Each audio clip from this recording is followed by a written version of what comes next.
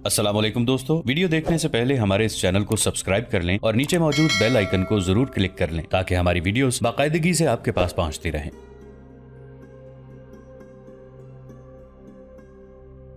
اب مثنہ بن حارثہ کو پیچھے ہٹنا پڑا تو فارس والوں نے پھر اس پر قبضہ کر لیا۔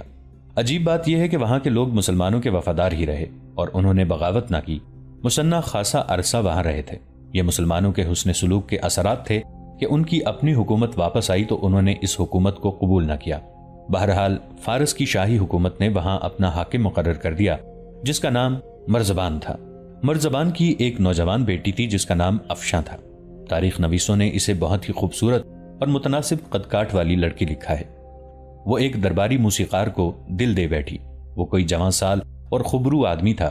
وہ خبرو نہ ہوتا تو بھی افشاں اس کی شیدائی ہوتی کیونکہ اس لڑکی کو موسیقی سے عشق تھا۔ یہ موسیقار سازوں کا جادو جگانے کے ساتھ گاتا بھی تھا اور اس کی آواز کا سوز دلوں کے تاروں میں ارتعاش پیدا کر دیتا تھا۔ افشاں حاکموں کے خاندان کی بیٹی تھی۔ یہ خاندان شاہی خاندان سے تعلق رکھتا تھا۔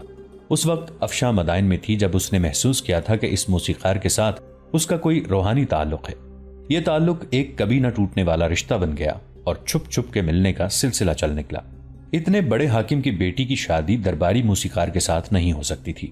انہوں نے بھاگ جانے کا عہد کر لیا۔ وہ شاید ملک شام جانا چاہتے تھے جہاں مسلمانوں کی رومیوں کے ساتھ جنگیں ہو رہی تھیں۔ پھر شام کا بیشتر علاقہ مسلمانوں نے فتح کر لیا۔ ہیرا پر بھی مسلمانوں کا قبضہ ہو گیا۔ موسیقار کے ساتھ شام کو بھاگ جانے کا عزم کر چکی تھی کہ اس کے باپ مرزبان کو ہیرا کا حاکم یا گورنر مقرر کر کے وہاں بھیج دیا گیا۔ مدائن کے دربار میں موسیقار کی ضرورت نہیں رہی تھی کیونکہ وہاں اب جنگی تیاریاں شروع ہو چکی تھیں اور حالات ایسے پیدا ہو گئے تھے کہ شاہی ضیافتیں، ناچ گانے کی محفلیں اور عیش و عشرت کے مظاہرے بند ہو گئے۔ موسیقار بھی ہیرا چلا گیا اور افشاں سے ملتا رہا۔ اس دوران فارس کے شہر سنین کا حاکم جس کا تاریخ میں نام نہیں ملتا ہیرا گیا۔ اس کی نظر افشاں پر پڑ گئی۔ اس نے افشاں کے باپ سے کہا کہ وہ افشاں کے ساتھ شادی کرنا چاہتا ہے۔ باپ نے فوراً قبول کر لیا اور شادی کا دن بھی مقرر کر دیا۔ اس حاکم کی عمر افشاں سے دگنی تھی۔ شادی کے دن سے 3 دن پہلے افشاں گھر سے غائب ہو گئی۔ اس کے باپ کو شاید موسیقار پر شک تھا۔ اس کا پتہ کرایا گیا تو اسے بھی غائب پایا۔ مرزبان نے ہر طرف گھڑ سوار دوڑا دیے۔ دونوں ایک جگہ چھپے ہوئے پکڑے گئے۔ انہیں لایا گیا۔ مرزبان حاکم تھا۔ اس نے حکم دیا کہ موسیقار کے پاؤں رسی سے باندھ کر ایک گھوڑے کے پیچھے باندھ دیا جائے اور گھوڑا دوڑا دیا جائے۔ گھوڑا اس وقت تک دوڑتا رہے جب تک کہ موسیقار کی کھال نہیں اتر جاتی۔ حکم کی تعمیل ہوئی۔ موسیقار کو زمین پر لٹا کر رسی کے ایک سرے سے اس کے پاؤں باندھ دیے گئے اور رسی کا دوسرا سرا گھوڑے کی زین کے ساتھ باندھ دیا گیا۔ ایک فوجی گھوڑے پر سوار ہوا اور گھوڑے کو ایڑ لگا دی۔ گھوڑا موسیقار کو گھسیٹتا دوڑ پڑا اور سوار اسے میدان میں چکر میں دوڑاتا رہا۔ تماشائیوں کا ہجوم تھا۔ افشاں بھی دیکھ رہی تھی۔ موسیقار سخت اور پتھریلی زمین پر گھسیٹا جا رہا تھا۔ پہلے اس کے کپڑے پھٹے، پھر اس کا جسم خون سے لال ہونے لگا اور پھر صاف پتہ چلتا تھا کہ زمین اور کنکریوں نے اس کے جسم کی کھال اتار دی ہے۔ میری شادی حاکم سنین کے ساتھ نہیں ہوگی، افشاں نے چلا کر کہا۔ ادھر سعد رضی اللہ عنہ بن ابی وقاص کے لشکر کی چھاپا مار جماعتیں بستیوں پر چھاپے مار رہی تھیں۔ ایک روز ایک زیادہ نفری کی پارٹی ہیرا کی طرف چلی گئی۔ اس وقت تک مدائن میں یہ اطلاع نہیں پہنچی تھی کہ مسلمان بستیوں پر شب خون مار کر رسد اور مال غنیمت اکٹھا کر رہے ہیں۔ چھاپا مار مجاہدین کی یہ جماعت ہیرا اور سنین کے درمیان پہنچی تو اسے شور و غل سنائی دینے لگا۔ دف اور شہنائیاں بھی بج رہی تھیں۔ یہ علاقہ جنگلاتی تھا، اونچی نیچی ٹیکریاں تھیں، گہرے نشیب بھی تھے۔ ایک مجاہد نے بلند ٹیکری پر چڑھ کر دیکھا۔ ایک جلوس سا آ رہا تھا جس میں 250-300 آدمی گھوڑوں پر سوار تھے۔ 4 پہیوں والی بگیاں بھی تھیں اور دف اور مختلف ساز بجانے والے پیدل آ رہے تھے۔ مجاہد ٹیکری سے اتر آیا اور اپنے ساتھیوں کو بتایا کہ اس نے کیا دیکھا ہے۔ جماعت کا کماندار ٹیکری پر چلا گیا اور واپس آ کر بتایا کہ اس قافلے پر حملہ کیا جائے گا۔ کماندار نے دیکھ لیا کہ قافلے پر حملہ کرنے کے لیے گھات کہاں موزوں ہوگی۔ اس نے اپنی جماعت کو ایک ایسی جگہ لے جا کر چھپا دیا جہاں کسی کو ان کی موجودگی کا شک بھی نہیں ہو سکتا تھا۔ قافلہ گھات کے مقام پر پہنچا تو مجاہدین اس پر جھپٹ پڑے۔ گھڑ سوار تلواروں اور برچھیوں سے مسلح تھے۔ انہوں نے مقابلہ کرنے کی کوشش کی لیکن ان پر حملہ اچانک اور غیر متوقع طور پر ہوا تھا، اس لیے وہ سنبھل نہ سکے۔ مجاہدین کی نفری قافلے والوں سے کم تھی لیکن گھبراہٹ میں قافلے والوں نے بھاگ نکلنے میں ہی عافیت جانی۔ ان میں سے چند ایک زخمی ہو کر گھوڑوں سے گرے تھے اور باقی سب بھاگ گئے تھے۔ بگیاں چلانے والے بھی بھاگ گئے تھے۔ بگیاں شاہانہ تھیں۔ ان کے پردے ہٹا کر دیکھا، پہلی بگی میں ایک بڑی ہی خوبصورت لڑکی بیٹھی ہوئی تھی۔ وہ شہزادی لگتی تھی۔ بگی میں 2 عورتیں اور تھیں۔ وہ اس شہزادی کی خادمائیں تھیں، وہ مارے خوف کے کانپ رہی تھیں۔ یہ دلہن ہے، ایک خادمہ نے لڑکی کی طرف اشارہ کر کے کہا۔ یہ ہیرا کے حاکم مرزبان کی بیٹی ہے، آج ہی اس کی شادی ہوئی ہے۔ اس کا دلہا حاکم سنین ہے، یہ اس کی بارات ہے، وہ گھوڑے پر سوار ہے۔ یہ لڑکی افشاں تھی جو دلہن بن کر حاکم سنین کے ساتھ سسرال جا رہی تھی، مگر اسے روک لیا گیا۔ دوسری بگیوں میں سے جو عورتیں نکلیں وہ افشاں کی خادمائیں تھیں اور بارات کے ساتھ آئی ہوئی حاکم سنین کی قریبی رشتہ دار تھیں۔ وہ کہاں ہے؟ افشاں نے پوچھا۔ میرا دلہا۔ اس کے دلہا نے جم کر مقابلہ کرنے کی کوشش کی تھی اور مارا گیا تھا۔ دلہن کو پتہ چلا تو اس کے چہرے پر خوشی کا تاثر آ گیا۔ میں نے کہا تھا کہ اس کے ساتھ میری شادی نہیں ہوگی، افشاں نے عجیب سے لہجے میں کہا۔ پھر پوچھا، ہمارے ساتھ کیا سلوک ہوگا؟ یہ اس سے پوچھنا جس کے ساتھ تمہاری شادی ہوگی، مجاہدین کے کماندار نے کہا۔ نکاح کے بغیر کوئی شخص تمہارے اور ان عورتوں میں سے کسی کے جسم کو ہاتھ تک نہیں لگائے گا۔ تمہارے ساتھ وہ سلوک نہیں ہوگا جو تمہارے فوجی اپنے ملک کی عورتوں کے ساتھ کیا کرتے ہیں۔ باراتی بھاگ گئے تھے اور 3-4 مارے گئے تھے۔ جہیز بہت ہی قیمتی تھا اور بہت ہی زیادہ تھا۔ خالص سونے کے زیورات اور قیمتی ہیروں اور پتھروں کا ہی کوئی شمار نہ تھا۔ 4-5 بگیاں گھوڑوں سمیت الگ ملی۔ یہ جماعت وہیں سے واپس آ گئی۔ عورتوں کو عورتوں کے حوالے کر دیا گیا۔ افشاں نے اپنی کہانی مسلمان عورتوں کو سنائی۔ اسے عورتوں نے بھی یقین دلایا کہ وہ کسی مسلمان کی بیوی بنے گی اور اسے داشتہ نہیں بنایا جائے گا۔ ایک تو یہ بات سن کر افشاں خوش ہوئی اور دوسری خوشی اسے یہ تھی کہ اس کا ادھیڑ عمر دھولا مارا گیا تھا۔ افشاں نے مسنہ کی بیوی سلمہ کے ہاتھ پر، جو اب سعد رضی اللہ عنہ بن ابی وقاص کی بیوی تھی، اسلام قبول کر لیا۔ اس کے بعد تاریخ خاموش ہے کہ افشاں کس کی بیوی بنی تھی۔ شب خون اور چھاپے اور رسد وغیرہ اکٹھی کرنے کے سلسلے میں ایک اور واقعہ دلچسپی سے خالی نہ ہوگا۔ تاریخوں میں آیا ہے کہ ایک مجاہد عاصم بن عمر ایک گاؤں پر چھاپا مارنے گئے تو گاؤں کے لوگ پہلے ہی وہاں سے بھاگ گئے۔ صرف ایک آدمی اتفاق سے سامنے آ گیا۔ اس سے پوچھا کہ تم کون ہو اور کہاں رہتے ہو؟ اس نے بتایا کہ وہ چرواہا ہے اور سارے گاؤں کے مویشیوں کو وہ چرنے کے لیے لے جایا کرتا ہے۔ عاصم نے پوچھا کہ مویشی کہاں ہیں؟ یہاں ایک بھی مویشی نہیں، چرواہے نے جواب دیا۔ لوگ اپنے مویشی ساتھ لے کر بھاگ گئے ہیں۔ جھوٹ نہ بولو، عاصم بن عمرو نے کہا۔ ہم صرف مویشیاں اور بھیڑ بکریاں لے کر چلے جائیں گے۔ روایت جو مشہور ہوئی تھی وہ یہ تھی کہ چرواہے نے جب تیسری بار جھوٹ بولا تو قریب کے ایک مکان سے ایک بیل کی آواز آئی۔ خدا کی قسم یہ شخص جھوٹ بولتا ہے، ہم سب مویشی یہاں ہیں، آؤ اور ابھی ہانک کر لے چلو۔ عاصم بن عمرو اس مکان میں گئے۔ بڑا ہی وسیع صحن تھا اور وہاں بے شمار مویشی تھے، بھیڑیں، بکریاں اور گائیں بندھی تھیں۔ گاؤں کے لوگ اپنے مویشی اس گھر میں بند کر کے چرواہے کو یہاں رکھوالی کے لیے چھوڑ گئے تھے۔ عاصم بن عمرو کی چھاپا مار جماعت نے تمام مویشی اور بھیڑ بکریاں باہر نکالیں اور اپنے کیمپ میں لے آئے۔ اس وقت کے لوگوں نے اس واقعے کو سچ مان لیا کہ ایک بیل نے انسانوں کی طرح بول کر اپنے اور دوسرے مویشیوں کی نشاندہی کی تھی۔ یہ روایت مشہور و معروف مورخین طبری اور بلازری نے اور ان کے 2-3 ہم اثروں نے لکھی ہے۔ طبری اور بلازری نے یہ بھی لکھا ہے کہ یہ روایت سینہ بسینہ حجاج بن یوسف کے زمانے میں پہنچی تو حجاج کے کانوں میں پڑی۔ حجاج نے اسے سچ ماننے سے انکار کر دیا اور ساتھ یہ عہد بھی کیا کہ وہ اس واقعے کی تصدیق یا تردید کرے گا۔ حجاج بن یوسف نے بڑی کاوش اور تگ و دو سے ان چند ایک آدمیوں کو ڈھونڈ نکالا جو جنگ قادسیہ کے وقت نوجوان تھے اور اب ضعیف العمر ہو چکے تھے۔ حجاج نے ان سب کو بلا کر حلف لیا اور پوچھا کہ یہ واقعہ کیا تھا۔ ان سب نے حلفیہ بیان دیا کہ یہ واقعہ ایسے ہی ہوا تھا جیسے سنایا گیا ہے، اور بیل انسانوں کی زبان بولا تھا۔ گویا ان سب نے اس واقعے کی تصدیق کر دی۔ حجاج بڑا کھرا اور حقیقت پسند آدمی تھا۔ وہ حجاج ہی تھا جس نے ایک عورت کی پکار پر محمد بن قاسم کو ہندوستان بھیجا تھا۔ حجاج نے تحقیقات کی تو پتہ چلا کہ یہ افراد جو اس واقعے کی تصدیق کر رہے ہیں عاصم بن عمرو کے ساتھ نہیں تھے، یعنی وہ عینی شاہدین نہیں تھے۔ بہرحال حجاج نے اس خیال سے اس واقعے کی تحقیقات جاری رکھیں کہ تاریخ میں کوئی غلط بات نہ آ جائے۔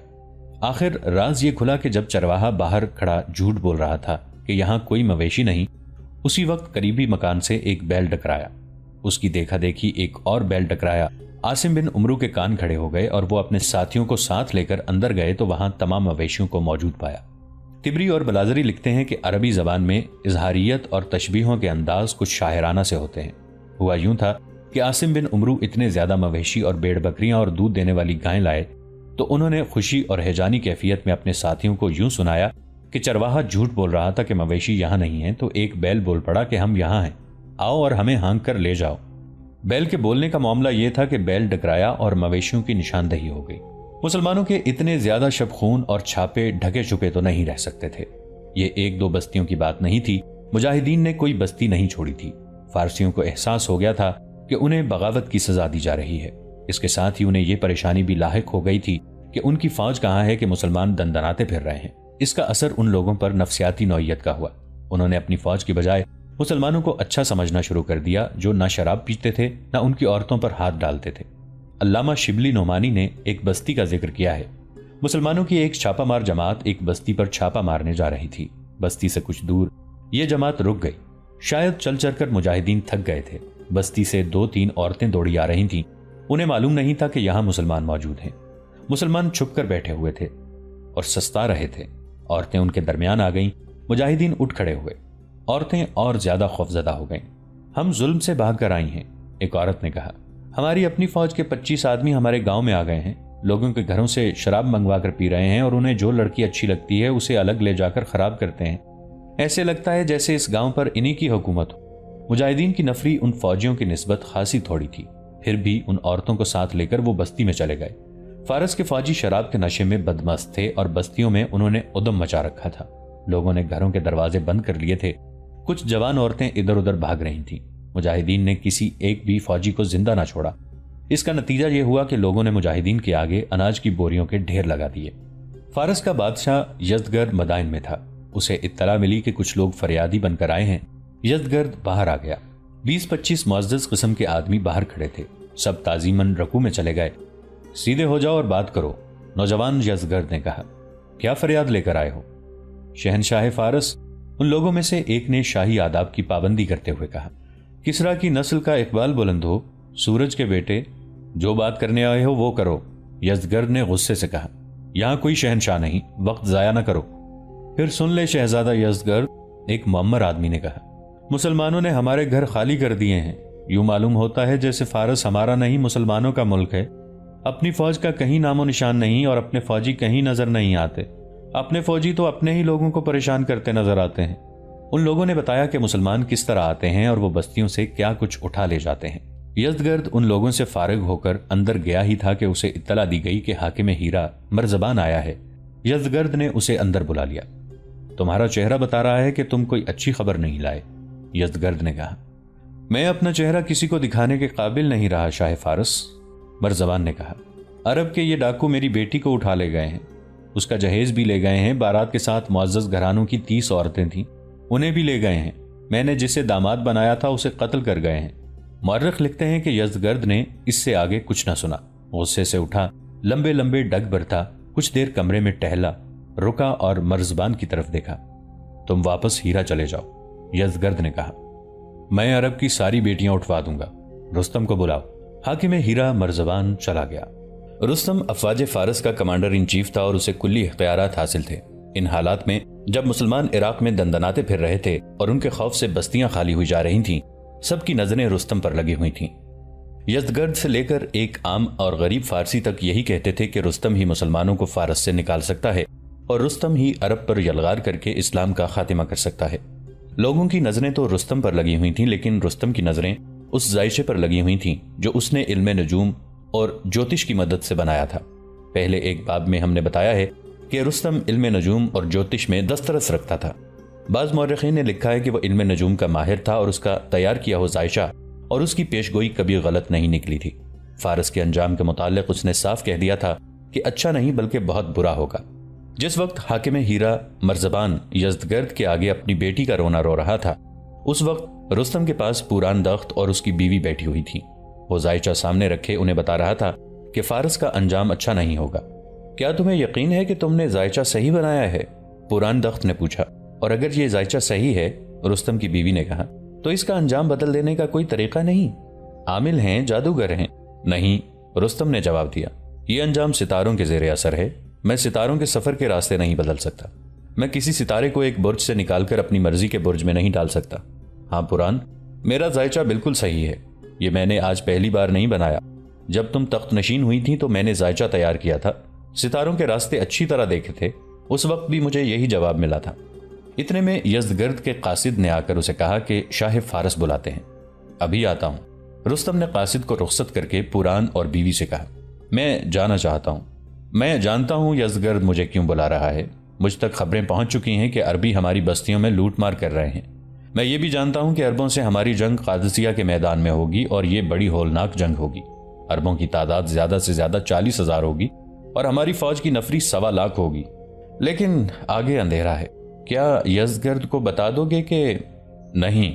رستم نے پران کی بات کاٹتے ہوئے کہا۔ اسے بتایا تو وہ سمجھے گا کہ میں لڑنے سے گریز کر رہا ہوں۔ میں صرف یہ کر سکتا ہوں کہ فارس کے اس انجام کو کچھ دنوں کے لیے ٹال دوں۔ یزدگرد سے کہوں گا کہ مجھے مدائن میں رہنے دیں اور میں یہیں سے اپنی فوج کو لڑاتا اور مدد دیتا رہوں گا۔ میرا غم ایک اور بھی ہے، میں نہیں چاہتا کہ فارس کی شکست میرے نام لکھی جائے۔ میں نے آج تک کسی میدان میں شکست نہیں کھائی، میں نے شکستیں دی ہیں، میرا نام ہی فتح کا ضامن رہا ہے۔